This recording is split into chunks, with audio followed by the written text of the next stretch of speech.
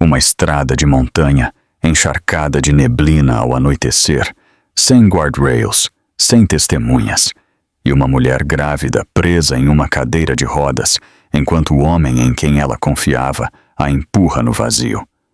Um grito desgarra a neblina. Ajude-me! Aquele som estava destinado a morrer nas montanhas, mas não morre. Ele chega a 2 ouvidos inesperados. 2 motociclistas dos Hells Angels apagam seus motores, escutam o terror e param. O que se segue é uma luta cruda contra o frio, o sangue e o tempo enquanto eles descem para salvar uma vida que se supunha que devia desaparecer. Isto é traição em seu ponto mais sombrio. Resgate desde o lugar menos esperado. E uma brutal cadeia de justiça, acesa por um só grito. A estrada de montanha se estreita até que se sente menos como uma estrada e mais como uma delgada cicatriz cortada na pedra. Uma tira de asfalto suspensa entre a neblina e o vazio, sem quitamiedos, defensas, nem sinais de advertência. Só a tênue linha branca na borda e a ausência repentina mais além. A tarde oprime, a luz se atenua minuto a minuto e a neblina se espessa até converter-se em um muro móvel que traga o som e a distância, fazendo com que o mundo se sinta menor e mais perigoso ao mesmo tempo. A mulher grávida se senta em sua cadeira de rodas perto da borda, os pneus de borracha a polegadas do precipício, sua postura rígida, seus ombros levantados, suas mãos apertadas tão fortemente ao redor dos repousabraços, apoios de braço que lhe doem os dedos. Pode sentir o frio através do marco de metal, um calafrio que sobe por seus braços e se assenta profundamente em seu peito. Sua respiração é superficial, cuidadosa, como se inspirar demasiado ar pudesse desequilibrar algo.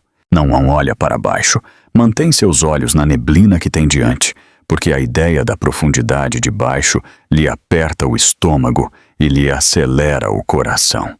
A estrada está em silêncio, sem motores, sem vozes, só o débil sussurro do vento deslizando pela rocha e o suave sisel da umidade aferrando-se à pedra. Atrás dela, uns passos se aproximam e param, o suficientemente perto como para que possa sentir a presença sem girar a cabeça. O cheiro de colônia familiar lhe chega primeiro, seguido pelo som das mãos pousando-se sobre as alças de empurre da cadeira de rodas. O metal cruge sob a pressão, um pequeno som que atravessa o silêncio e a põe tensa. Conhece essas mãos. Conhece seu peso, seu calor, a forma em que habitualmente a guiam para frente. A seu lado, justo mais além do limite de sua visão, outra figura permanece imóvel. A amante não se passeia nem se inquieta. Ela está de pé com os pés firmemente plantados no asfalto. Seus braços relaxados, sua mirada fixa na cadeira, como se observasse uma tarefa a ponto de ser completada. Não há gritos, nem discussão dramática, nem luta frenética. O momento é inquietantemente tranquilo. A esposa fala primeiro, sua voz baixa, controlada, perguntando por que pararam aqui, perguntando se estão dando a volta. A neblina absorve suas palavras. Ninguém responde. O silêncio se estende, pesado e deliberado. Seu marido muda seu peso atrás dela. Ela o sente através das alças, uma mudança sutil que faz com que seu agarre se aperte. A cadeira de rodas avança uma fração de polegada. É o suficiente para que seu corpo perceba o perigo, antes que sua mente o entenda completamente. Uma oleada de pânico inunda seu peito.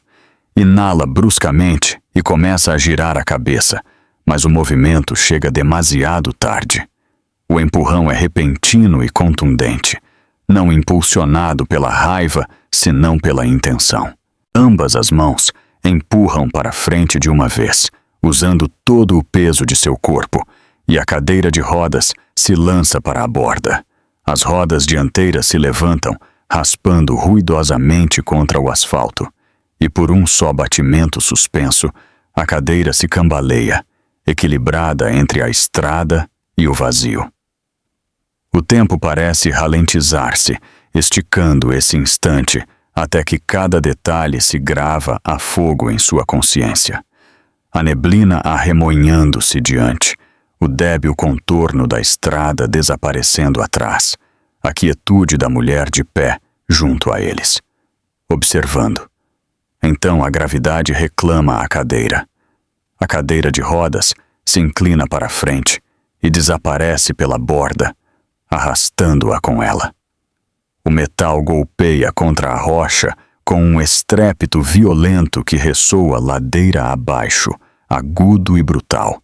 Um som que se sente demasiado forte para a montanha silenciosa.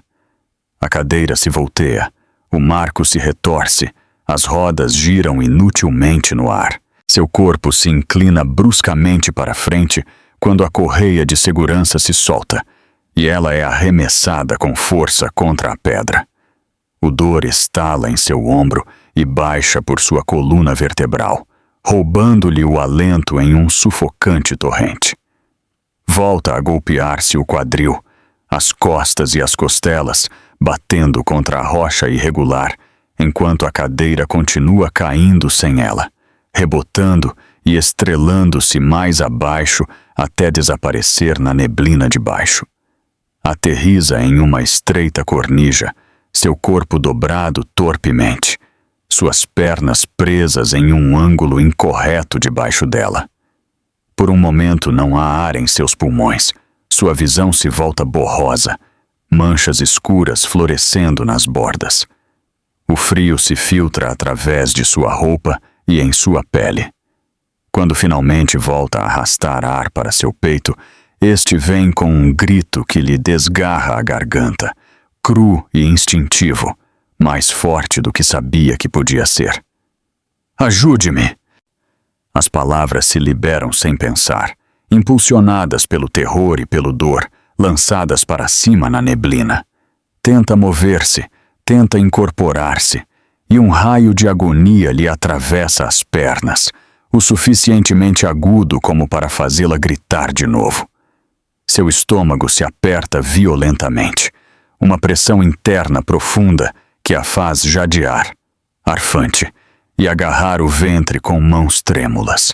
O medo a inunda, denso e sufocante, enquanto pressiona suas palmas contra seu abdômen, rogando a seu corpo que se quede quieto, rogando ao filho dentro dela que se aferre. Por cima dela, através da neblina cambiante, apenas pode distinguir as formas mais escuras na borda da estrada. Grita de novo, mais forte, desesperada. Ajude-me, por favor! O som ressoa de volta delgado e distorcido, mas ela segue gritando porque o silêncio se sente como rendição. Na estrada de cima, seu marido se afasta da borda, seu rosto sem cor, sua mandíbula tensa. Olha para baixo uma vez, a neblina subindo e baixando como alento entre ele e a cornija de baixo. Os gritos o alcançam, o suficientemente claros como para tensar seus ombros. A seu lado, a amante permanece serena. Não se apressa nem grita. Ela observa como a neblina engole o espaço onde caiu a cadeira de rodas, seus lábios apertados, sua respiração rápida, mas controlada. Ela murmura que ninguém conduz por esta estrada a esta hora, que a neblina esconde tudo, que parecerá um acidente se alguém alguma vez perguntar. Suas palavras são silenciosas, práticas e caem pesadamente. Ele duvida, a incerteza piscando em seu rosto. Logo se afasta da borda. Dá um passo para trás, logo outro, aumentando a distância entre ele e o som da voz dela. Os lamentos desde baixo continuam, agudos e suplicantes, atravessando a neblina. Ele se estremece com cada um. Logo se obriga a seguir caminhando. A amante lhe pega o braço, seu agarre firme, e o guia para o carro. Não discutem, não miram atrás. O motor arranca, o som brusco e chirriante no silêncio, e os pneus crugem sobre a grava enquanto se afastam.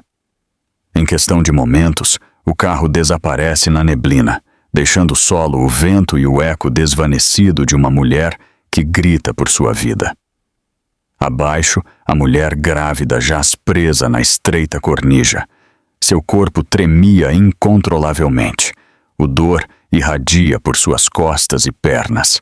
Mas o medo é pior. Uma certeza fria estendendo-se por seu peito. Suas pernas se sentem pesadas e distantes, sem responder quando tenta movê-las. Outra oleada de pressão a agarra o estômago, e ela soluça, agarrando o ventre com ambas as mãos, sussurrando súplicas que não pode deter. A neblina se espessa a seu redor, úmida e fria. E a luz continua drenando-se do céu. Se obriga a gritar de novo, vertendo cada onça de força restante no som. Ajude-me! A palavra desgarra sua garganta, mas ela a repete, uma e outra vez, porque é tudo o que lhe resta. Sua voz rebota na pedra e sobe a pendente em direção à estrada vazia de cima, desaparecendo na neblina. Ela não sabe se alguém a ouvirá. Só conhece o dor, o frio e a aterradora verdade de que o empurrão que a enviou à borda estava destinado a ser definitivo. A cadeira de rodas não se detém quando ela o faz. Continua sua descida violenta, um borrão de metal e borracha giratória. Chocando contra a pedra uma e outra vez enquanto cai mais e mais pela pendente, cada impacto ressoando através da neblina como um martelo golpeando aço oco. Ela o ouve inclusive depois de que seu próprio corpo se estala contra o estreito saliente. Ouve a cadeira traquetear e quebrar-se até que o som se desvanece na nada.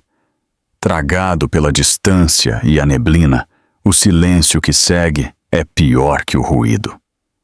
Se lhe oprime nos ouvidos, roto só por sua própria respiração entrecortada e o frenético batimento de seu coração. O dor se irradia por seu corpo em estalidos agudos e desorientadores, fazendo impossível saber onde termina uma ferida e começa outra. Seu ombro arde, suas costas latejam, e suas pernas se sentem torcidas e mal, como se já não lhe pertencessem. Ela tenta levantar seus joelhos e não pode. O esforço lhe envia um cegante punçante de agonia através de suas cadeiras, quadris e baixando por suas coxas. E ela grita apesar de si mesma, o som cru e sem filtros. O ar frio corre sobre sua pele, úmido e mordaz, trazendo o cheiro a rocha molhada e musgo. Ela parpadeia, pisca, com força, lutando contra a tontura que ameaça com arrastá-la, e se força a concentrar-se. Está viva. O pensamento chega com uma oleada de incredulidade, seguida imediatamente pelo terror. Viva, mas presa. Viva, mas sangrando. Viva, com um filho dentro dela que depende de que ela siga assim. Ela pressiona suas palmas contra a pedra a cada lado dela, tentando estabilizar-se, e sente areia e umidade sob seus dedos. Suas mãos tremem incontrolavelmente. Outra onda de pressão se tensa em seu abdômen, mais profunda e mais insistente que antes, e ela jadeia, encolhendo-se para frente instintivamente. A sensação é desconhecida e aterradora, um dor punçante que não se sente como nada que ela tenha conhecido antes. O pânico inunda seu peito.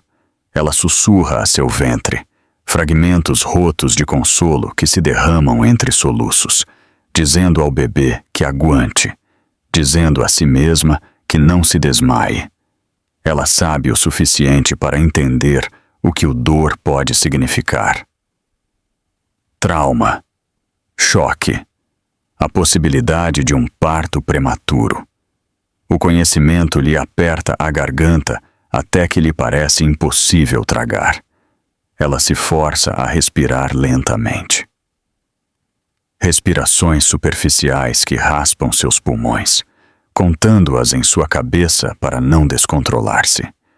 A seu redor, a neblina se espessa, descendendo mais, curvando-se ao redor do saliente, como um ser vivo. O céu acima se escurece ainda mais, à medida que a tarde se desliza para a noite. A luz se desvanece até que o mundo se converte em um borrão de cinza e sombra. Ela olha para a estrada, buscando desesperadamente qualquer sinal de movimento, qualquer forma que pudesse significar que alguém segue ali. Não vê nada mais que neblina. Os gritos que ouviu faz uns momentos ressoam debilmente em sua memória. Recordatórios de que não imaginou o que passou, de que não foi empurrada por acidente. Seu marido estava atrás dela. Suas mãos estavam na cadeira. O empurrão foi real. A realização a golpeia com uma nova onda de choque, mais fria que a pedra sob ela. Ela tenta gritar de novo e sua voz se quebra quase imediatamente. Ajude-me! As palavras lhe raspam dolorosamente a garganta, finas e tensas, mas as repete de todos modos, forçando o som para cima na neblina. Ela se detém a escutar, o coração batendo-lhe com força, esperando uma resposta. Não há nada, só o sussurro distante do vento e o débil goteio de água em algum lugar acima. Ela traga com dificuldade e grita de novo, mais forte desta vez, vertendo cada gramo de força que lhe resta no som. Ajude-me, por favor. As palavras rebotam na parede de rocha e lhe regressam distorcidas e ocas, como se a própria montanha se burlasse de sua desesperação. As lágrimas lhe nublam a vista, quentes contra o ar frio, correndo por suas bochechas e desaparecendo em seu cabelo. Ela limpa o rosto com dedos trêmulos e imediatamente lamenta o movimento, quando o dor volta a arder em seu ombro. Não pode ficar aqui. O pensamento se repete uma e outra vez em sua mente, urgente e implacável. Se queda, o frio lhe roubará a força. O sangramento piorará. O dor em seu ventre não se deterá. Ela escaneia o saliente, buscando opções, sua mente correndo inclusive enquanto seu corpo protesta. A repisa de rocha é estreita e regular, apenas o suficientemente larga para seu corpo. Debaixo dela, a pendente cai abruptamente na escuridão.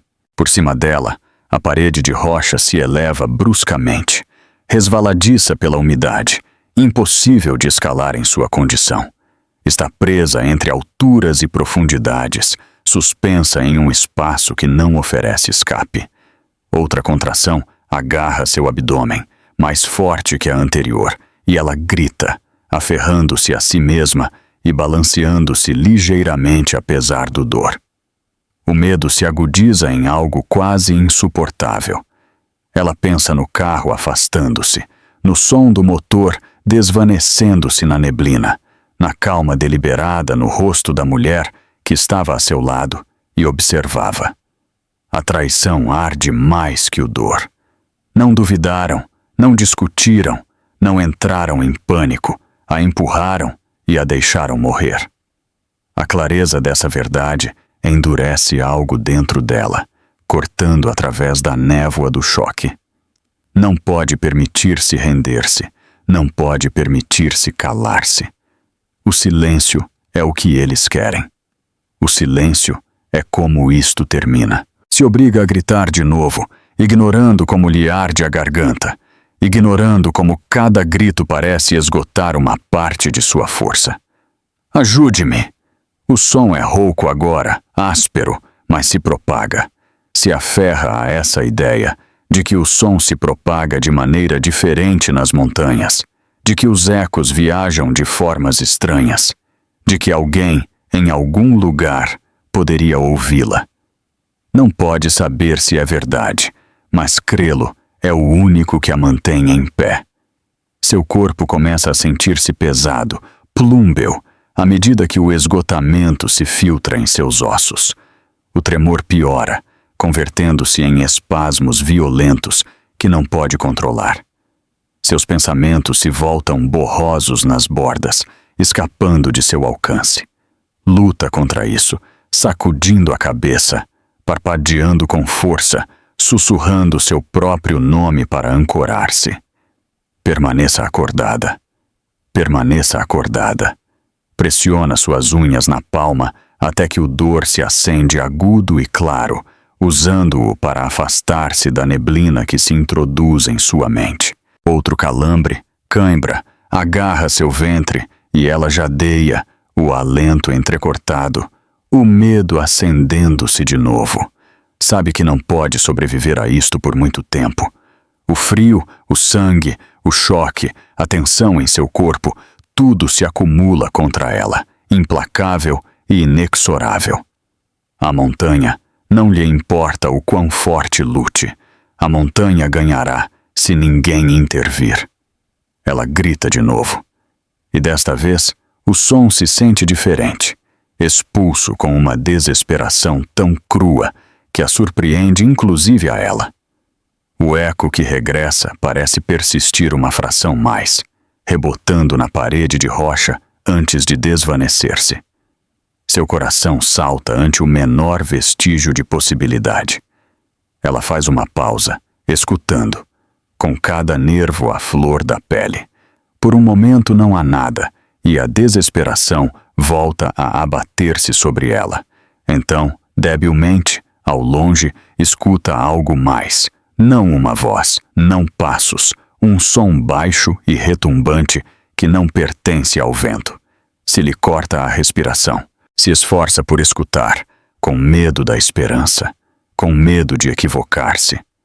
O som volta, todavia longe, todavia abafado pela neblina e a distância, mas inconfundivelmente mecânico. Um motor. Seu pulso se acelera. A esperança e o terror chocam em seu peito. Ela grita de novo, borrifando tudo o que tem no som, dirigindo-o para onde crê que poderia vir o ruído. Ajude-me! As palavras desgarram sua garganta, mas a ela não lhe importa. Ela destruirá sua voz, se isso significa ser escutada. O retumbo se faz um pouco mais forte. Logo se desvanece. Logo regressa, desigual, como se movesse por um caminho sinuoso. Ela não pode dizer se está se aproximando ou afastando. O pânico a invade e ela grita de novo. As lágrimas correm por seu rosto. Seu corpo treme pelo esforço. Ela agita um braço debilmente, ainda que saiba que ninguém pode vê-la através da neblina, ainda que o movimento lhe provoca um dor punçante no ombro. Ela o faz de todos modos, porque não fazer nada se sente como render-se. O som do motor muda de novo, mais forte desta vez, mais perto, e seu coração bate tão forte que parece que vai estourar. Ela grita até que sua visão se nubla, até que seus pulmões ardem, até que o som se rompe em jadeus entrecortados. Ela escuta, contendo a respiração, e o ouve uma vez mais perto agora, mais distinto. Não é um carro, é mais áspero, mais agudo, o som de algo poderoso abrindo-se passo no silêncio. Ela não sabe a quem pertence. Ela não sabe se deterão. Ela só sabe que esta poderia ser sua última oportunidade. Sua força se esgota rapidamente. A adrenalina que a havia levado até aqui começa a desvanecer-se. Sua cabeça cai para frente, a barbila, queixo, para seu peito, e ela luta por levantá-la de novo, aterrorizada de perder o conhecimento agora, de perder-se o momento em que precisa gritar mais forte. Ela toma outra respiração e emite outro grito, cru e desesperado, enviando-o para cima com tudo o que lhe resta. O som lhe devolve o eco, mas debaixo, inconfundível agora, está o rugido dos motores na estrada de cima, mais perto que antes. O alívio a inunda tão repentinamente que a faz soluçar. Ela se aferra a esse som, concentrando-se nele, deixando que a âncore enquanto a escuridão a oprime. Ela não sabe se a ouvirão. Ela não sabe se deterão. Todo o que pode fazer é seguir fazendo ruído, seguir lutando, seguir crendo que a montanha ainda não ganhou. O som cresce de uma vibração distante para algo sólido e inconfundível. Um grunhido mecânico profundo que atravessa a neblina e se assenta nos ossos da montanha, chega em ráfagas desiguais ao princípio, subindo e baixando como se estivesse provando a estrada. Logo se estabiliza em um ritmo que lhe acelera o coração. Levanta a cabeça com esforço, parpadeando contra a visão borrosa, e grita de novo, forçando o som a sair, apesar do dor ardente em sua garganta. A palavra se rompe, mas ela a repete, dando-lhe forma com tudo o que lhe resta, dirigindo-a para cima, para a estrada que não pode ver. Sobre ela, os motores diminuem a velocidade, os pneus crugem sobre a grava. Um feixe de luz de farol atravessa a neblina. Logo outro, cones de luz brancos brilhantes cortando o asfalto e desbordando-se pela borda. O rugido baixa para um ralenti, marcha lenta, mais baixo. Agora ouve vozes, abafadas, mas humanas, nítidas com alerta. Não pânico, não confusão. Só o som quase a faz chorar de alívio. Na estrada, 2 motocicletas estão inclinadas para o precipício, seus motores ainda em marcha, os faróis brilhando na neblina. Os motociclistas permanecem montados sobre elas por um momento, os capacetes inclinados para a borda, escutando. Outro grito surge de baixo, rouco mas urgente, e ambos motociclistas se tensam de uma vez. Um baixa a perna e apaga seu motor. O silêncio repentino se sente pesado. O outro apaga seu motor. Um segundo depois, o silêncio roto só pelo vento e o tênue eco de sua voz. Se aproximam da borda, as botas raspando o asfalto úmido, os corpos inclinados para frente enquanto miram fixamente para a neblina. O feixe de uma lanterna se acende, firme e controlado, varrendo para baixo até que se detém no metal retorcido à metade da pendente. Uma cadeira de rodas, dobrada e rota, encravada contra a rocha, a vista é suficiente para que ambos homens troquem uma mirada aguda. Isto não é um acidente. Isto não é um resvalo. A luz se move de novo, mais baixa, mais lenta, até que a encontra. Ela jaz em uma estreita cornija de pedra, pálida e trêmula, um braço envolvido ao redor de seu ventre, o outro levantado debilmente, como se pudesse alcançar a estrada só por força de vontade. O sangue escurece sua roupa em manchas, seu rosto está sulcado de lágrimas. Quando o feixe a toca, ela se estremece, logo soluça, o som cru e incontrolável. Grita de novo a palavra desgarrada e desesperada. Ajude-me! O motociclista mais próximo à borda jura entre dentes, não forte, não dramático, só uma exalação aguda de ira. Se ajoelha e angula a lanterna, captando os detalhes com movimentos rápidos e praticados. A posição de seu corpo, a distância da estrada, a cadeira rota por cima e por baixo dela. Não pergunta como caiu. Ele já o sabe.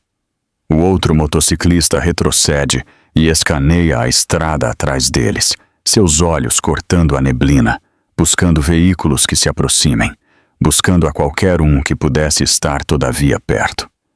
A estrada permanece vazia, sem faróis, sem movimento, só neblina e silêncio úmido. O motociclista na borda olha para seu companheiro e diz claramente que está viva, que está grávida, que está ferida. Diz isso com certeza, não com pânico, e isto estabiliza o momento. Debaixo deles, ela observa a luz mover-se, as formas de cima resolvendo-se em duas figuras contra o cinza, e a esperança surge tão rápido que a maré deixa tonta. Tenta falar, explicar, dizer-lhes o que passou, mas as palavras se lhe enredam na garganta. Tudo o que pode lograr é uma súplica rota, uma ráfaga de som que apenas forma frases. Ele me empurrou. A cadeira, por favor. Sua voz se desvanece em um soluço. O motociclista mais próximo à borda levanta uma mão, com a palma aberta, um sinal claro para que baixe o ritmo, para que respire. Diz-lhe que a ouve, que não está sozinha, que a ajuda está aqui. Sua voz é firme, uniforme, o tipo de voz que espera ser obedecida. Ela se aferra a ela, deixando que a ancore enquanto seu corpo treme. Pergunta se pode mover os dedos de suas mãos e pés. Ela o tenta. Seus dedos se movem. Seus dedos dos pés não. O pânico volta a aparecer, agudo e imediato, mas ele o interrompe suavemente, dizendo-lhe que não se mova, dizendo-lhe que se quede quieta. Pergunta onde lhe dói mais. Ela pressiona sua mão contra seu ventre e logo contra suas pernas, negando com a cabeça. Ele assente como se isto confirmasse algo importante. O segundo motociclista regressa à borda com uma bobina de corda já em suas mãos. Movimentos eficientes e sem pressa. Não perde o tempo pedindo permissão. Âncora a corda ao redor de um saliente de rocha resistente e a prova com seu peso. Logo faz um sinal a seu companheiro. Intercambiam umas poucas palavras rápidas, baixas e precisas, sobre o apoio, sobre a cornija, sobre o ângulo de descida mais seguro. Não há vacilação. O motociclista com a corda se engancha e balança uma perna sobre a borda, suas botas encontrando apoio na rocha enquanto se baixa. A corda se desliza por suas mãos em incrementos controlados. Acima, seu companheiro mantém a corda tensa, os olhos fixos na descida, o corpo apoiado. O feixe da lanterna o segue, firme, iluminando o estreito sendeiro. Trilha, enquanto se aproxima dela. Quando chega à cornija, apoia os pés com cuidado e se ajoelha a seu lado, mantendo seu peso baixo e centrado. Tipebao se apresenta, seu nome simples, seu tom tranquilo. Diz-lhe que não mire para baixo. Diz-lhe que siga respirando. Pede permissão antes de tocá-la, esperando seu assentimento. Logo revisa suavemente seu ombro, suas costas, suas pernas, movendo-se devagar, explicando cada passo. Sente o ângulo antinatural de sua perna e maldice suavemente. Logo se detém, imobilizando-a com cuidado experto. Revisa seu pulso, constante mas rápido. Observa sua respiração. Põe sua mão sobre a dela em seu ventre e pergunta se o bebê está se movendo. Ela assente debilmente, as lágrimas fluindo de novo, o alívio e o medo entrelaçados. Ele lhe diz que isso é bom, que importa, que vão mantê-la a salvo. Em cima deles, o segundo motociclista já pediu ajuda. Seu telefone colado a seu ouvido, sua voz clara, enquanto dá sua localização, descrevendo a queda, a neblina, a mulher grávida presa em uma cornija. Não embeleza, não grita, diz o que é necessário e nada mais. desliga a chamada e regressa à corda. Pronto. Abaixo, o motociclista na cornija lhe envolve uma jaqueta ao redor dos ombros, ajustando-a bem para manter o calor. Logo coloca seu braço e sua cabeça para evitar uma tensão adicional. Diz-lhe que fez o correto ao gritar, que o som se propaga aqui, que essa é a razão pela qual se detiveram. As palavras a fazem soluçar mais forte, o alívio abrindo-se passo entre o terror finalmente. Ela se aferra à sua manga com dedos trêmulos, com medo de soltar, com medo de que isto possa desaparecer como um sonho. Ele lhe diz que não irá a nenhuma parte. Ele lhe diz que a subirão despacio, devagar, com cuidado, que precisa permanecer o mais quieta possível. Ele assegura o arnês ao redor de seu torso, revisando cada correia 2 vezes, ajustando para seu ventre, explicando o que está fazendo para que nada a surpreenda. Quando o sinal chega desde cima, ele aperta seu agarre na corda e se prepara.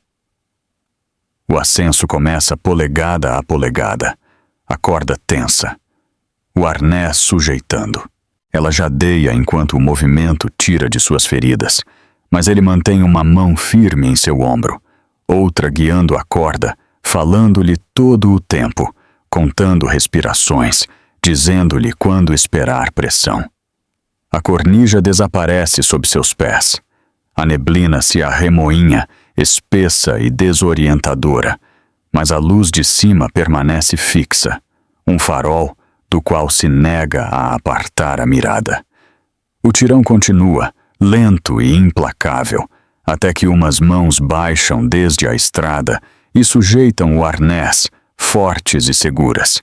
Ela é levantada sobre a borda e sobre o asfalto, colocada cuidadosamente de lado, envolvida em jaquetas, protegida da queda, que já não tem que ver. Os motores permanecem em silêncio, a neblina se fecha ao redor deles. Um motociclista se ajoelha a seu lado, revisando-a de novo, enquanto o outro explora a estrada, alerta e vigilante. Ela se aferra à consciência, ao som de suas vozes, ao conhecimento de que foi escutada. A montanha não a apagou. O grito encontrou os ouvidos corretos. O asfalto frio pressiona contra sua bochecha, enquanto a colocam completamente sobre a estrada, a superfície áspera e úmida. Cheirando a óleo e neblina, ela jadeia, enquanto o movimento lhe envia dor pelas costas e as pernas. Mas as mãos já estão ali, firmes e deliberadas, evitando que rode, mantendo-a alinhada. Um dos homens se ajoelha perto, sua voz baixa e controlada, dizendo-lhe que respire com ele, lento e superficial, contando em voz alta para que ela possa seguir. Outra jaqueta se coloca sobre a primeira, grossa e pesada. Atrapando o calor contra seu corpo trêmulo, a neblina se arremoinha a seu redor, abafando o mundo. Mas a estrada se sente sólida debaixo dela agora, real de uma maneira que o saliente nunca o fez. Ela se agarra ao tecido perto de seu peito, os dedos entumecidos e torpes, aterrorizada de que, se o soltar, possa deslizar-se de novo para a nada. Alguém lhe abre suavemente a mão e substitui seu agarre com uma sujeição firme em sua manga, ancorando-a. Ele lhe diz que está a salvo por agora, que não vai a nenhuma parte, que a ajuda está a caminho. As palavras se assimilam lentamente, abrindo-se passo através do choque e o dor, mas importam. A mantém presente. Se movem com eficiência praticada, sem pressa, sem duvidar. Um revisa suas vias respiratórias, inclinando sua cabeça o justo para mantê-las despejadas, sem forçar seu pescoço. Outro pressiona 2 dedos contra seu pulso e conta em silêncio, com os olhos agudos, notando a velocidade e a força de seu pulso. É rápido, demasiado rápido, mas constante. Ele assente uma vez, lhe pergunta se pode ouvi-lo. Ela assente de volta, as lágrimas deslizando-se por seu cabelo. Ele lhe pergunta seu nome. Ela o dá, sua voz fina e rouca, apenas mais alta que a neblina. Ele se o repete, ancorando-a. Logo pergunta de quantos meses está. Ela responde entre respirações. Sua expressão se tensa por um momento, logo se relaxa de novo. Ele lhe diz que mantenha uma mão sobre seu ventre e que lhe diga se o bebê se move. Ela faz o que se lhe diz, aterrorizada do que poderia sentir ou não sentir. Mas logo o alívio a inunda, quando um leve movimento responde a seu toque. Ela soluça, o som liberando-se agora que sabe que essa parte dela, todavia, está viva. Improvisam uma férula, tala para sua perna, com cuidado de não endireitá-la, acolchoando-a com jaquetas dobradas e assegurando-a em seu lugar com cinturões e correias. Cada ajuste traz um novo pico de dor, agudo e nauseabundo, e ela grita apesar de tentar não fazê-lo. O homem a seu lado lhe diz que está bem fazer ruído, que o dor é informação, que lhes ajuda a saber onde ter cuidado. Ele lhe diz exatamente o que vai fazer antes de fazê-lo, nunca surpreendendo-a, nunca movendo-se sem prévio aviso. Quando pressiona suavemente seu abdômen para avaliar a sensibilidade, observa seu rosto de perto. Se detém imediatamente quando ela jadeia e lhe assegura que não voltará a tocar ali, a menos que seja absolutamente necessário. Ele mantém sua mão perto da sua em seu lugar, uma presença constante à qual ela se aferra. Outra contração a agarra sem prévio aviso, um aperto profundo que lhe rouba o alento e a faz arquear-se ligeiramente apesar do dor. Ela grita, agarrando-se o ventre, o pânico surgindo enquanto o medo ameaça com sobrecarregá-la de novo. O homem a seu lado o nota ao instante. Ele lhe pergunta quando foi a última, quanto durou, como se sente em comparação com a anterior. Ela luta por responder, as palavras enredadas no dor, mas ele escuta pacientemente, juntando as peças. Ele lhe diz que o estresse e o trauma podem causar contrações, que não significa que esteja de parto ainda, que agora mesmo o mais importante é mantê-la quieta e abrigada. Ele lhe indica que tome respirações curtas com ele até que passe a onda. Ela segue sua voz concentrando-se no ritmo, e depois de um momento longo e agonizante, a pressão cede. Ela se desploma, desaba, de novo contra a estrada, exausta, o peito arfante. Em cima deles, um telefone zumba brevemente, logo se silencia enquanto um dos homens termina outra chamada. Sua voz tranquila e precisa enquanto confirma de novo sua localização e descreve sua condição. Ele regressa a seu lado e se agacha, escaneando a estrada através da neblina. Alerta aos faróis que se aproximam, ou às luzes intermitentes. A neblina faz com que tudo se sinta isolado, como se o mundo mais além deste pequeno círculo tivesse deixado de existir. Mas os homens não baixam a guarda. Um se para a uns metros mais acima na estrada, com a lanterna varrendo em arcos lentos, assegurando-se de que nenhum veículo venha demasiado rápido na curva. O outro permanece com ela, nunca saindo de seu campo de visão. Seu corpo começa a tremer mais forte. A adrenalina que a havia levado através do resgate se esgota, deixando debilidade e frio.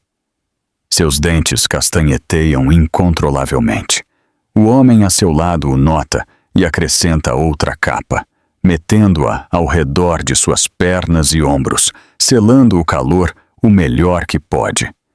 Ele lhe diz que siga falando, inclusive se é só para responder perguntas simples, porque manter-se acordada importa. Ele lhe pergunta que dia é. Ela responde, duvidando, logo corrigindo-se. Ele sorri levemente e lhe diz que o fez bem. Ele lhe pede que lhe aperte os dedos. Ela o faz, debilmente, mas o suficiente. Ele lhe diz que isso é bom, que lhe indica que seus nervos ainda respondem. Ela assente, aferrando-se a estas pequenas vitórias. O dor volta a florescer em seu ombro, uma punçada profunda que pulsa com cada batimento. Ele o revisa cuidadosamente, palpando suavemente, e lhe diz que pode estar deslocado ou fraturado, mas que pode esperar. Ele lhe recorda que movê-lo agora poderia piorar as coisas. Ela assente, fechando os olhos brevemente antes de forçá-los a abrir-se de novo, aterrorizada de cair na escuridão. Ele o nota e lhe diz que mantenha seus olhos nele, que se concentre em sua voz, que se quede aqui. Ela o faz. Ela conta suas palavras. Ela se aferra ao som dos motores que ainda estão em ralenti perto, uma leve tranquilidade de que já não estão sozinhos. Outra contração golpeia, mais débil desta vez, mas ainda aterradora, e ela geme, com lágrimas escapando-se das esquinas de seus olhos. Ele segue o tempo, murmurando os segundos em voz baixa e assente quando passa. Ele lhe diz que está cedendo, que o padrão importa, que a ajuda chegará logo. Ela pergunta quando, sua voz trêmula. Ele responde honestamente, dizendo que não pode prometer minutos, mas que as equipes de resposta estão a caminho e que ela está estável por agora. A honestidade a acalma mais do que qualquer falsa tranquilidade poderia. Ela assente e agarra sua manga de novo. A neblina começa a brilhar debilmente à medida que as luzes distantes se aproximam, difusas e suaves ao princípio, logo mais claras, destelando rítmicas através do cinza. O alívio a inunda tão poderosamente que a mareia. Ela ri debilmente, logo soluça de novo, sobrecarregada pela compreensão de que isto é real, de que não a deixarão aqui. Os homens respondem ao instante, agitando luzes, fazendo sinais, guiando os veículos que se aproximam de forma segura para eles. O caminho se enche de som de novo, rádios crepitando, portas abrindo-se, botas sobre o asfalto. Mãos substituem mãos, cuidadosas e coordenadas. Mas o homem que se quedou com ela não se vai até o último momento possível. Ele lhe aperta o ombro suavemente e lhe diz que fez tudo bem, que gritar lhe salvou a vida. Ela tenta agradecer-lhe, mas as palavras se enredam e se rompem. Ele assente de todos modos, como se entendesse, enquanto as equipes de resposta tomam o relevo, assegurando-a a uma maca, imobilizando-a completamente. Ela sente que o medo retrocede o suficiente para que o esgotamento tome seu lugar. O dor segue ali, agudo e implacável, mas já não se sente como o final. Enquanto a levantam, ela olha para trás uma vez, através da neblina, para a borda escura do caminho onde tudo começou. Logo fecha os olhos e se concentra em sua respiração, nas mãos firmes que a sustêm, no conhecimento de que já não está sozinha, de que a noite não se a levou, de que a ela e ao filho dentro dela se lhes deu outra oportunidade de sobreviver. As luzes do hospital são demasiado brilhantes, um branco áspero que elimina a cor de tudo e faz com que o tempo se sinta artificial, mas ela se aferra à sua constância enquanto as rodas da maca a levam através de portas corrediças e para uma ordem controlada. As vozes se superpõem com uma calma praticada, se intercambiam nomes e números, se anunciam sinais vitais, se conectam monitores com mãos rápidas, o pitido de um monitor cardíaco à âncora, um ritmo constante que afasta sua atenção do dor o tempo suficiente para respirar. Uma enfermeira lhe pergunta seu nome, e ela responde. Logo responde de novo quando se lhe pergunta, agradecida de que sua voz todavia funcione. Outra pergunta de quanto tempo está, Se sentiu movimento depois da queda. Se está sangrando agora. Ela responde cada pergunta entre respirações superficiais, agarrando-se à borda da maca quando uma contração se intensifica e logo se relaxa. A movem com cuidado, imobilizando seu pescoço, estabilizando sua perna, sem forçá-la a endireitar-se, explicando cada passo antes de que suceda. Ela sente o peso da competência assentar-se sobre ela como uma manta. Na sala de traumatologia, as cortinas se fecham e o mundo se reduz a mãos enluvadas e ordens mensuradas. Uma sonda de ultrassom pressiona suavemente contra seu abdômen e a habitação contém a respiração. O som de um batimento fetal enche o espaço, rápido, mas forte. O alívio a golpeia tão forte que soluça. As lágrimas brotam rápidas e incontroláveis. Um médico lhe diz que o bebê está vivo, que seguirão monitorando, que agora mesmo o objetivo é a estabilidade. Ela assente, repetindo as palavras em silêncio como para fazê-las permanentes. A medicação para o dor se ajusta com cuidado, o suficiente para aliviar o dor sem mascarar sinais críticos. Ela sente que o dor retrocede ligeiramente, substituído por uma pesada consciência de seu corpo, magulado, ferido e trêmulo. Mas ainda aqui, o tempo transcorre em estranhos incrementos à medida que se completam os escâneres e se revisam os resultados. As radiografias confirmam fraturas em sua perna, dolorosas, mas contidas. Seu ombro está lesionado, mas não põe em perigo a vida. Os análises de sangue mostram estresse e perda, mas não o suficiente como para sobrecarregar.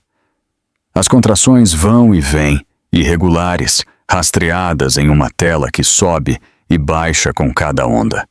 Um médico explica que o trauma pode desencadeá-las, que o descanso e o monitoramento são essenciais, que é demasiado cedo para chamar a isto trabalho de parto. A explicação é tranquila e precisa, e ela se aferra a ela. É transladada para uma habitação mais tranquila, todavia sob vigilância, todavia presa a máquinas que zumbam suavemente. A neblina do choque começa a dissipar-se, e com ela chega o peso da memória, o empurrão, o silêncio. A forma em que a estrada se esvaziou como se tivesse decidido que ela não importava. Seu peito se oprime e ela gira seu rosto para a almofada, respirando através do turbilhão de emoção até que passa. Soa um golpe e um oficial uniformizado entra, seguido por outro. Não se apressam. Se apresentam e perguntam se ela pode falar. Uma enfermeira permanece a seu lado, assentindo com tranquilidade. Ela acede. O oficial lhe pede que lhes conte o que sucedeu, começando desde que se detiveram na estrada de montanha. Sua voz treme ao princípio, logo se estabiliza enquanto fala. Ela descreve a neblina, a borda, as mãos na cadeira de rodas, o momento em que as rodas se viraram. Ela diz seu nome. Ela diz que a outra mulher estava ali, observando. Ela diz que não houve discussão, nem perda de controle. Só um empurrão, e o som de metal caindo. O oficial escuta sem interromper, escrevendo com cuidado, levantando a vista só para aclarar detalhes. Ele pergunta se alguém tentou ajudar depois da queda. Ela responde que não. Ele pergunta se ela crê que a queda foi acidental. Ela responde claramente que não o foi. As palavras se sentem pesadas e necessárias. Quando termina, suas mãos tremem. Mas ela se sente mais leve, como se algo venenoso tivesse sido drenado. O oficial lhe dá as graças e explica os seguintes passos, em uma linguagem simples. Se apresentará um informe. A cena foi assegurada. Se identificaram testemunhas. Ele lhe diz que deixar alguém ferido sem pedir ajuda é um delito grave, e que empurrar uma pessoa em rodas fora de uma estrada é pior. Ele não promete resultados. Ele promete um processo. Ela assente, agradecendo a honestidade. Enquanto se vão, outra figura aparece na porta. Um dos motociclistas está ali, com o capacete sob o braço, com olhos cuidadosos, respeitosos. Ele pergunta se ela está bem. Ela lhe diz que está viva. Ele sorri levemente e diz que isso importa. Um oficial fala com ele em voz baixa no corredor, logo com o segundo motociclista, recopilando nomes, horas, posições. Firmam declarações, descrevendo a cadeira rota, o ângulo da pendente, o som de sua voz na neblina. Descrevem que se detiveram porque o grito não soava como um acidente. Os oficiais tomam nota. Sola de novo. Mira fixamente para o teto e deixa que a realidade se assente. Está a salvo por agora. O bebê está vivo. A verdade foi dita a um sistema construído para sustentá-la. O medo, todavia, se enrosca em seu estômago. Mas se lhe une algo novo, um fino fio de determinação. Uma enfermeira regressa e lhe ajusta as mantas. Revisa o monitor, notando o padrão das contrações que diminuem. Ela pergunta se precisa de algo. Ela pede água. A enfermeira sorri e lhe traz gelo picado em seu lugar, explicando suavemente. Ela os aceita, agradecida pelas pequenas amabilidades. Lhe trazem seu telefone. Está rachado, mas funcionando. As mensagens se acumulam de números que reconhece, e de alguns que não. Ela não os abre, todavia. Ela não está preparada para vozes que poderiam arrastá-la para trás. Mais tarde, um médico regressa com novidades e um plano. Monitorização noturna. Consulta de traumatologia pela manhã. Obstetrícia sob vigilância contínua. Controle do dor ajustado segundo as necessidades. Ela escuta e faz perguntas, sua voz mais firme agora. O médico responde a cada uma. Quando a habitação volta a ficar em silêncio, fecha os olhos e respira. O pitido continua. As luzes zumbam. O hospital a retém. Pensa na neblina levantando-se eventualmente, na luz do dia revelando o caminho tal como é realmente. Pensa no empurrão e a escolha que o seguiu. Pensa no grito e a forma em que viajou aos ouvidos corretos.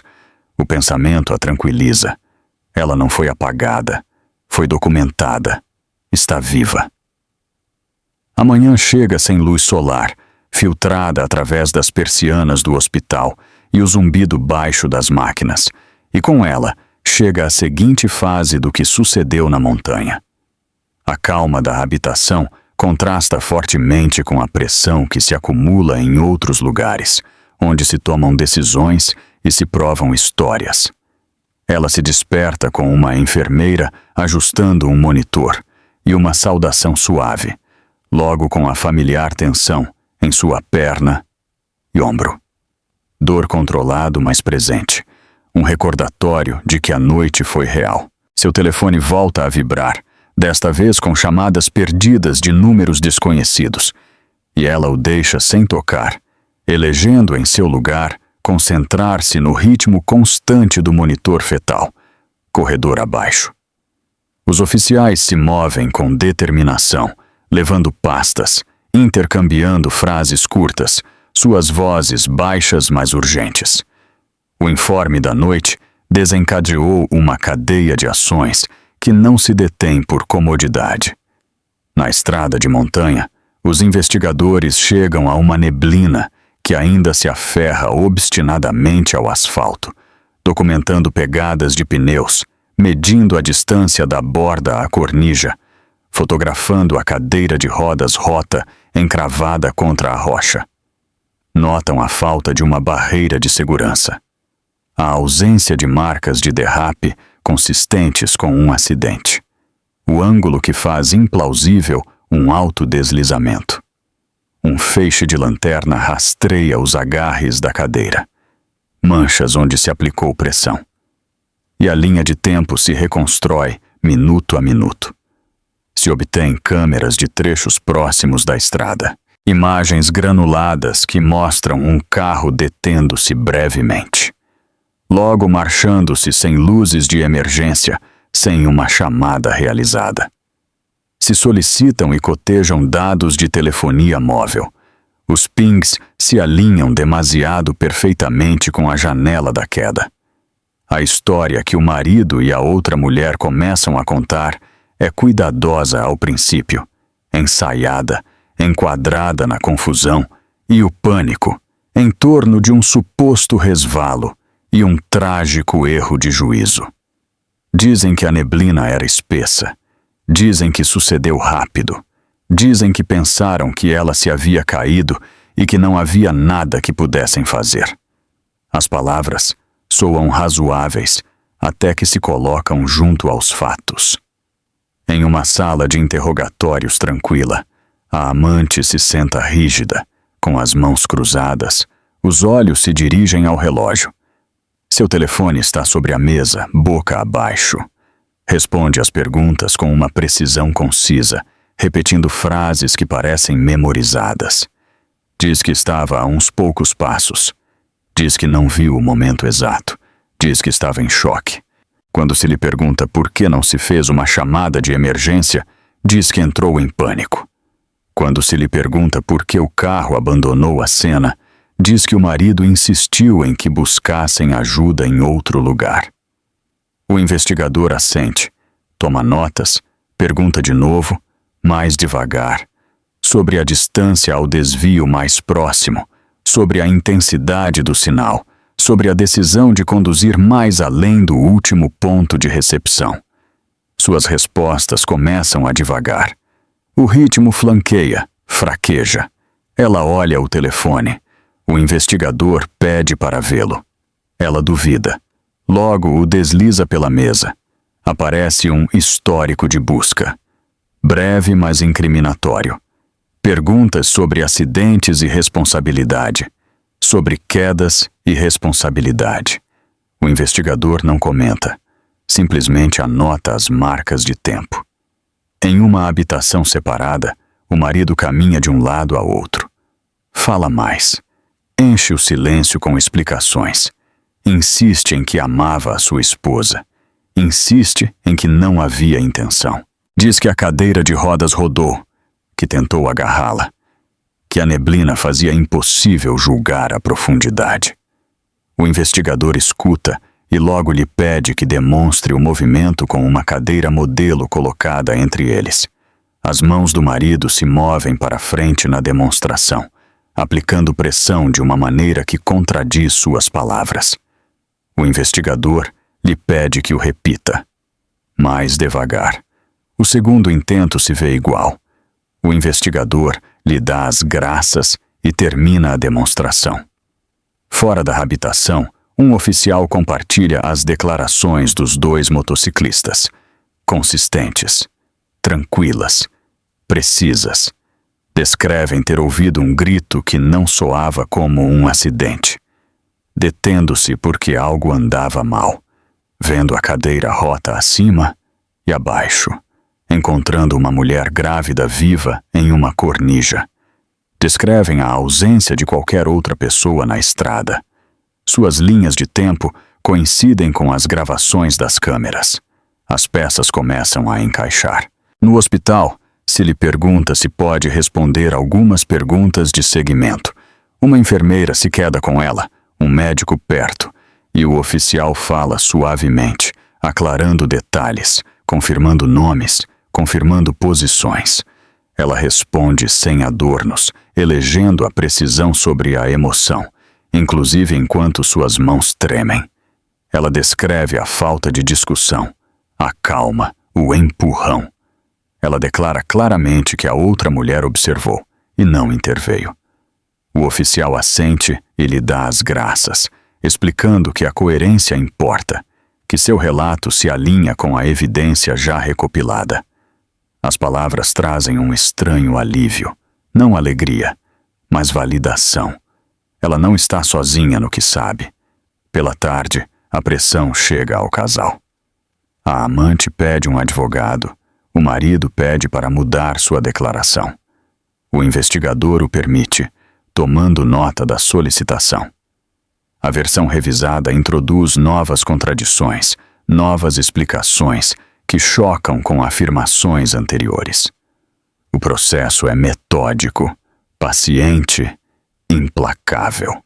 Se informa a um fiscal, se discutem os cargos, se elege a linguagem cuidadosamente para refletir a intenção e a omissão, abandono da cena, omissão de socorro, agressão com ato mortal. Os termos são duros, mas precisos. Se preparam as ordens de prisão. Quando os oficiais se dispõem a executá-las, a neblina na montanha finalmente se dissipou, revelando a estrada à plena luz do dia. A borda implacável e clara. Ela descansa entre atualizações, entrando e saindo da consciência, despertando-se ao som de seu nome e à presença tranquilizadora do pessoal.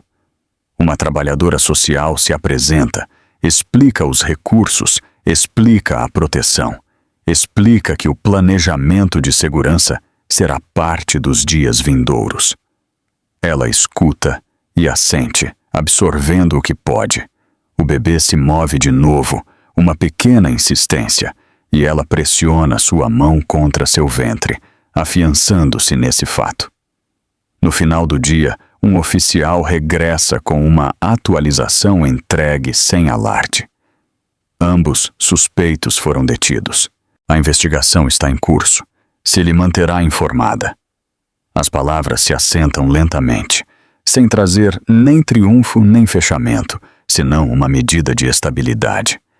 À medida que a noite se aproxima, a habitação se volta mais silenciosa. As máquinas continuam seus sons medidos. Ela pensa na estrada de montanha, sob um céu limpo, no quão ordinário deve parecer aos transeuntes agora. Ela pensa no momento em que o silêncio poderia ter terminado com tudo, e no momento em que o som mudou o resultado. O conhecimento não traz consolo exatamente, mas traz firmeza.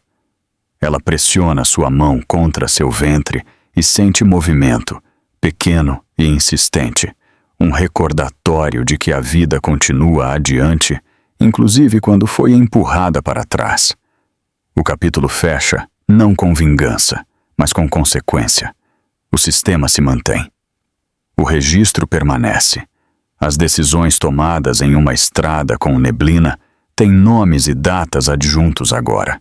Ela descansa dentro dos limites do cuidado e a lei. Já não sozinha, já não apagada. O preço está sendo pago, não em espetáculo, mas em prestação de contas, e isso, por fim, é suficiente para deixá-la respirar. A habitação elegida para o enfrentamento é pequena e deliberadamente simples, desenhada para eliminar distrações e deixar só palavras e reações. Luzes fluorescentes zumbam suavemente no alto, projetando um brilho uniforme que revela cada tique e movimento. Ela não está fisicamente presente, ainda recuperando-se no hospital. Mas sua presença enche o espaço através de declarações gravadas, cronogramas e provas dispostas com cuidadosa ordem.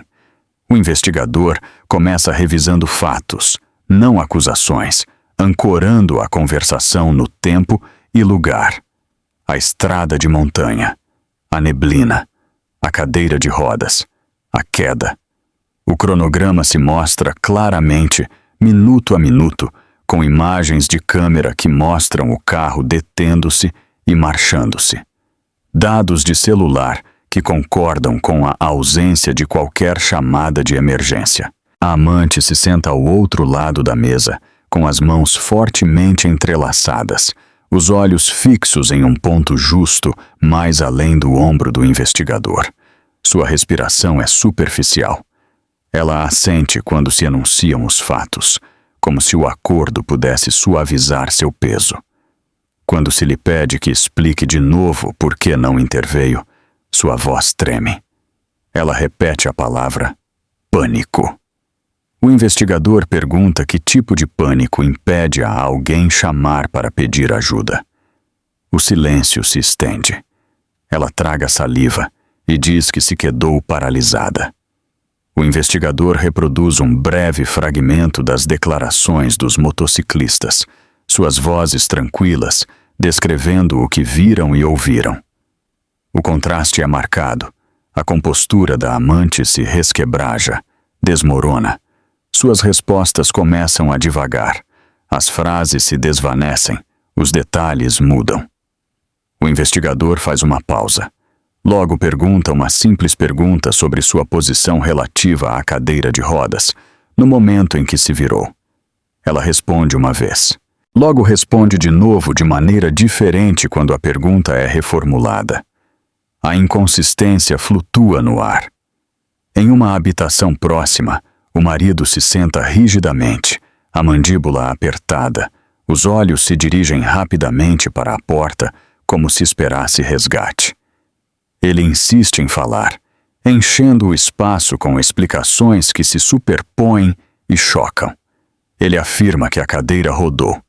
Ele afirma que tentou detê-la. O investigador lhe pede que vá mais devagar e se centra nos detalhes. Onde estavam suas mãos? Em que direção se moveram? Quanta força aplicou? O marido demonstra de novo com a cadeira modelo. O movimento é inconfundível. Pressão para frente. Ambas mãos.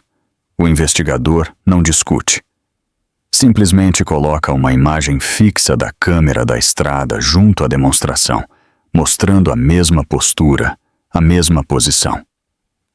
As palavras do marido vacilam. Ele muda de tática, sugerindo que a neblina distorceu a profundidade, que o medo o superou. O investigador reconhece o medo, mas pergunta por que o carro se foi sem luzes, sem uma chamada, sem regressar. O marido não tem uma resposta que se sustente.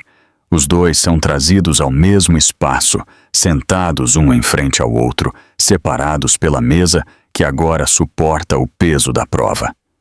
O investigador explica o propósito claro e claramente. Isto não é um debate.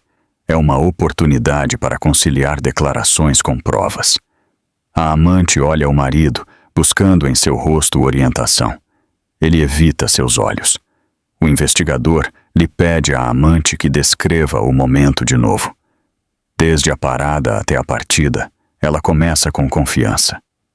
Logo tropeça quando o cronograma se estreita. O investigador lhe pede ao marido que confirme sua versão. Ele duvida. Logo a contradiz sem dar-se conta. A habitação se volta tensa. O investigador permanece tranquilo, deixando que as contradições falem por si mesmas. Ele pergunta sobre o histórico de busca encontrado no telefone da amante. Ela nega a intenção, alega curiosidade, alega medo. O investigador pergunta por que essas buscas ocorreram minutos depois da queda. Seus ombros se encolhem. Ela começa a chorar. Não em voz alta, mas com respirações curtas e superficiais, que sinalizam um colapso. Ela diz que não pensou que ninguém ouviria. As palavras caem com finalidade. O investigador detém a gravação e explica as consequências em termos claros. Responsabilidade conjunta, participação ativa ou omissão de socorro. A linguagem é precisa, desprovida de drama. A amante pergunta se dizer a verdade ajudará. O investigador responde honestamente que a verdade importa, que afeta os cargos e os resultados, mas que não pode borrar o que sucedeu. Ela assente, as lágrimas sulcando-lhe o rosto, e olha para o marido de novo. Ele finalmente devolve a mirada, e nessa mirada a aliança se fratura. Ela começa a falar, vacilante ao princípio, logo mais rápido. Ela admite que estava ali. Ela admite que viu o empurrão. Ela admite que lhe disse para se ir. O marido interrompe, levantando a voz, negando suas palavras, acusando-a de mentir para salvar-se a si mesma. O investigador levanta uma mão e restabelece a ordem. Ele pergunta ao marido se deseja responder. O marido se queda em silêncio. Sua respiração é ruidosa na pequena habitação. Mais tarde, o investigador se reúne brevemente com o fiscal, apresentando os desenvolvimentos sem comentários. A decisão é rápida. Os cargos prosseguem. A detenção continua. De volta no hospital, se lhe informa suavemente que as declarações foram conciliadas, que se fizeram admissões, que o caso se fortaleceu. Ela escuta, absorvendo a informação com uma calma que não esperava sentir. Não lhe traz alívio exatamente, mas lhe traz clareza. A narrativa que tentou enterrá-la se desentranhou sob a luz. Ela agradece ao oficial em voz baixa. Depois que a chamada termina, ela pousa sua mão sobre seu ventre e respira, sentindo o movimento constante que lhe recorda por que o suportou. O enfrentamento passou. A verdade se ergue onde a neblina uma vez a ocultou. As consequências chegam em silêncio ao princípio, não com sirenes nem gritos, senão com papeleu, papelada, horários e o lento ajuste de um sistema que não esquece. Se apresentam cargos com uma linguagem precisa, cada cargo refletindo uma escolha que não se pode desfazer. O esposo é detido sem cerimônia, processado e colocado em uma cela onde as horas se alongam e as explicações perdem seu poder. A amante é detida separadamente. Sua declaração agora parte do expediente. Sua admissão, um peso que não pode deixar. Os advogados chegam e se vão, aconselhando precaução, remodelando estratégias. Mas os fatos não se dobram. A evidência se acumula em pastas ordenadas, fotografias da estrada à luz do dia, medições da queda, transcrições de chamadas que nunca se fizeram. A cadeira de rodas rota se converte em uma prova, sua estrutura retorcida, etiquetada e fotografada desde todos os ângulos. As declarações dos motociclistas se leem uma e outra vez, firmes e consistentes, ancorando a linha de tempo. A estrada de montanha já não é um lugar de neblina e casualidade. É uma cena documentada. Fora do tribunal, a atenção cresce. Aparece um breve aviso online, logo outro. Um titular nomeia o incidente e os cargos, cuidando de não especular, cuidando de não sensacionalizar. Mas o impacto é imediato. Os comentaristas discutem sobre as palavras, mas o núcleo permanece inalterado. Uma mulher grávida em cadeira de rodas foi empurrada desde uma estrada e abandonada sem ajuda. As testemunhas intervieram. Os suspeitos foram detidos. A resposta do público é rápida e dividida, a simpatia e a indignação entrelaçadas. Mas o processo legal avança a seu próprio ritmo, indiferente ao ruído. Se emitem ordens de proteção, se revisam os bens, se restringe o acesso. As tentativas do esposo de comunicar-se são bloqueadas. As mensagens da amante ficam sem resposta. O silêncio, uma vez uma arma, se converte em um limite imposto pela lei. No hospital, ela recebe atualizações filtradas através de profissionais capacitados para entregar fatos sem crueldade. Uma trabalhadora social explica as medidas de segurança e os passos futuros, delineando como se vê a proteção na prática. Uma enfermeira ajusta um monitor e pergunta como dormiu. Um médico revisa os scanners e lhe assegura que o progresso é constante. O batimento do coração do bebê permanece forte. Uma tranquilidade constante que a estabiliza quando seus pensamentos divagam. Ela escuta, faz perguntas e firma formulários. Sua mão firme apesar do tremor que às vezes regressa. O dor aparece e retrocede, manejado cuidadosamente. A habitação se converte em um lugar de recuperação, em lugar de crise. Ela começa a terapia física para sua perna. Pequenos movimentos medidos e deliberados, cada um recordatório do quão longe chegou desde a borda. As consequências legais se aprofundam. A fiança é negada. As comparecências se programam. As datas aparecem nos calendários.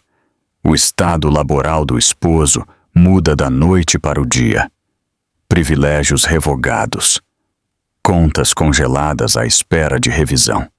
Os amigos se distanciam, se emitem e retratam declarações.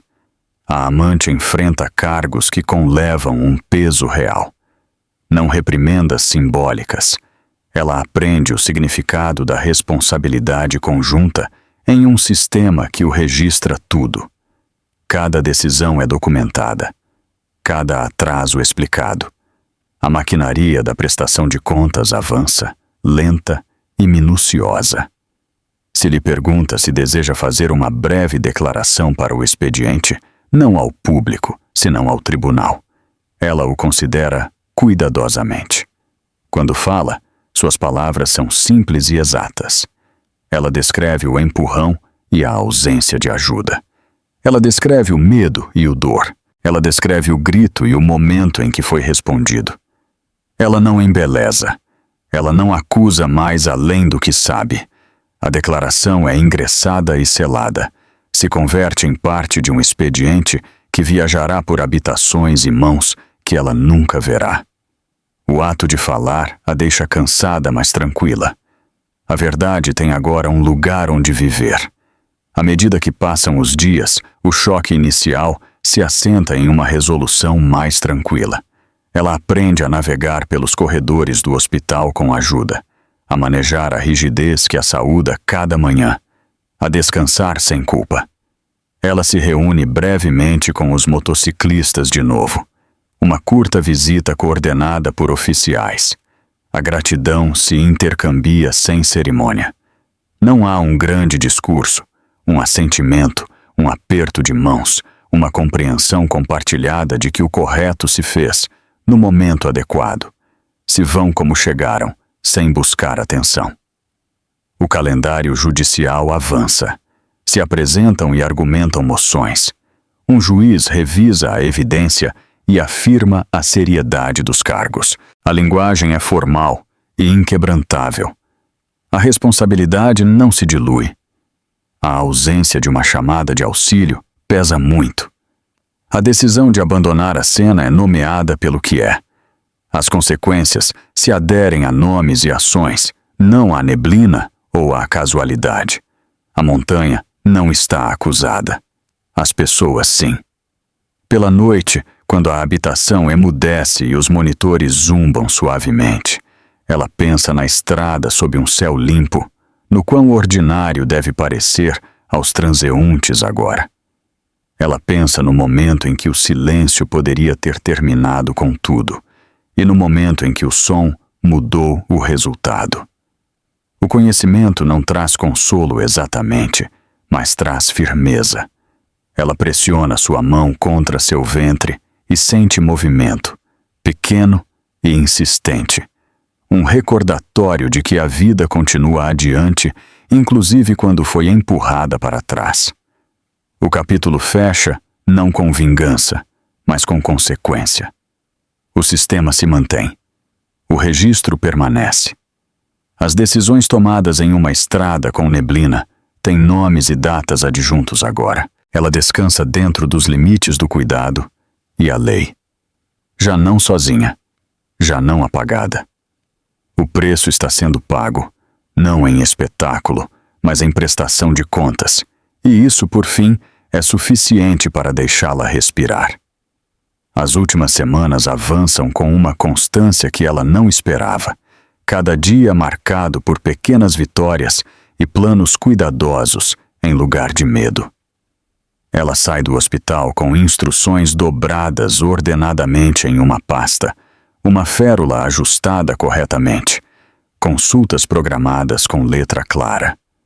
O ar exterior se sente diferente, aberto e real, e ela se detém antes de que as portas se fechem atrás dela, respirando como para confirmar que o mundo tem peso e calor de novo. A recuperação não é dramática. Se mede em passos assistidos por um terapeuta, em alongamentos que ardem e logo aliviam, em noites em que o sono chega em pedaços curtos e honestos. O batimento do coração do bebê se mantém forte em cada revisão, um som que a estabiliza mais que qualquer tranquilização. Ela aprende a confiar nele, a deixar que a âncore quando as memórias surgem sem prévio aviso. O processo legal continua sem espetáculo.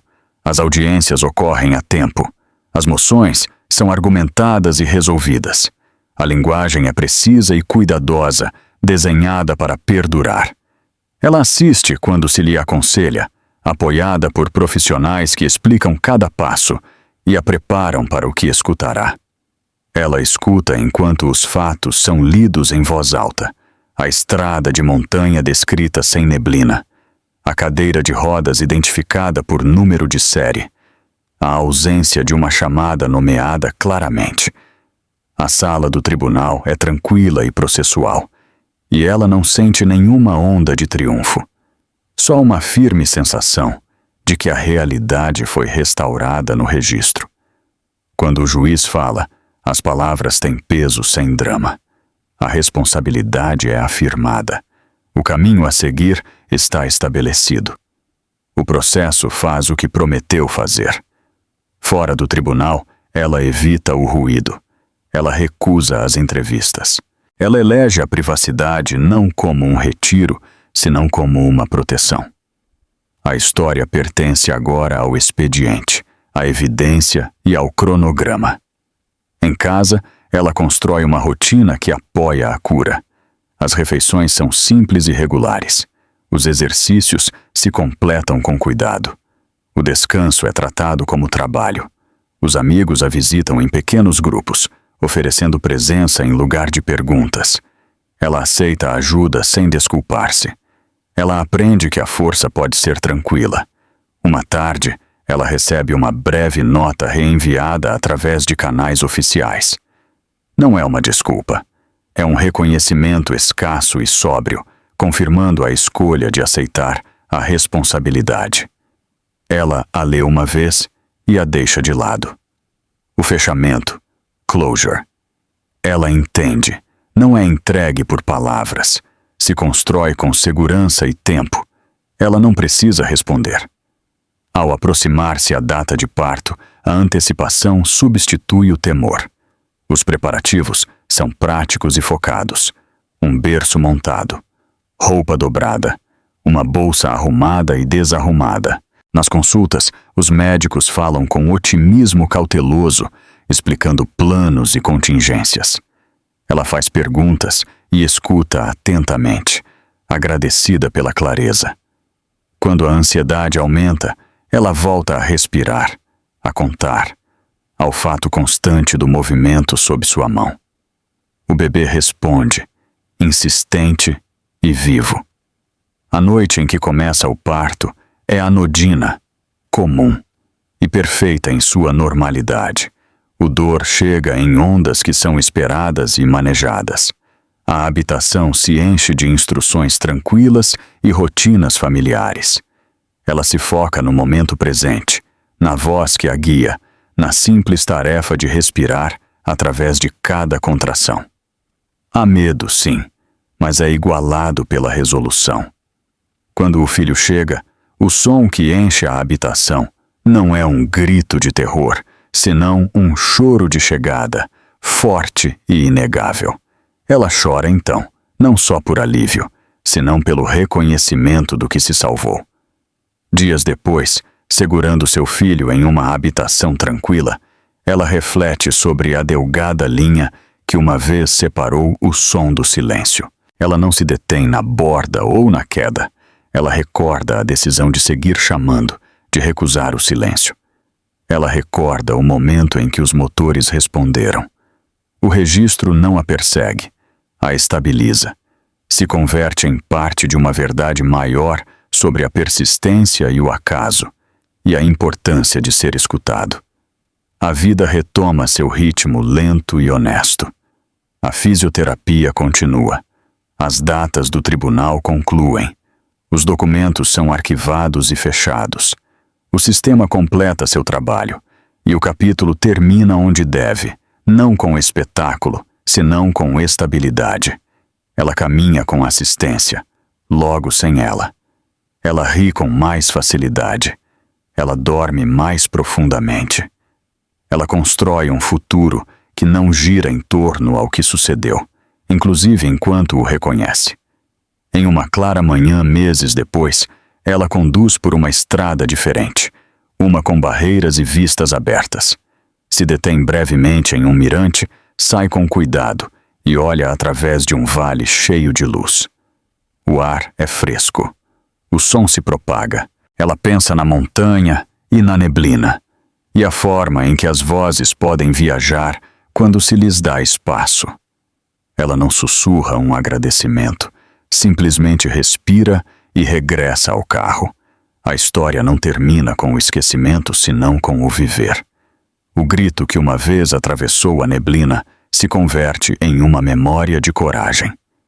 O registro permanece exato. As consequências se mantêm, e no presente, uma criança dorme, um futuro se desdobra, e o mundo continua sólido e brilhante, pronto para ser reingressado.